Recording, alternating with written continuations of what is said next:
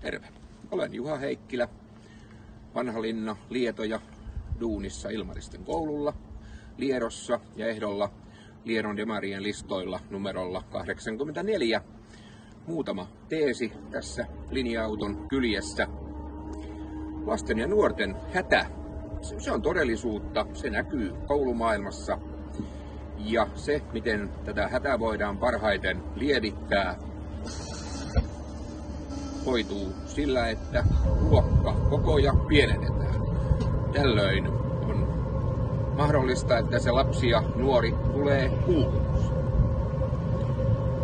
Myös Liedon sisäinen joukkoliikenne, följiliikenne on sellainen, jota ei ole saatettu ihan loppuun saakka. Koulupäivien aikana, koulujen toiminta-aikana mahdollisuudet päästä vaikka Ilmarisista, asemalta, Littoisista, Liedon keskustaan ovat ihan ok, mutta sen jälkeen kun koulupäivät päättyy, niin sisäistä liikennettä ei ole.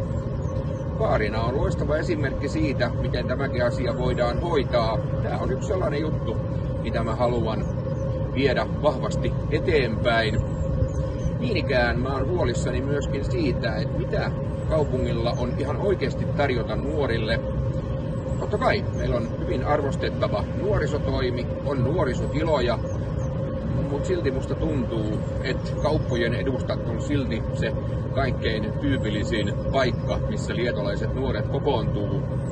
Ja myös Liedon nuorisovaltuuston profiilia tässä yhteydessä on syytä ehdottomasti nostaa. Siinä on sellainen voimavara, jota mun mielestäni ei ole tarpeeksi hyödynnetty näiden 10 vuoden aikana. Työsarkaa riittää, mutta olen valmis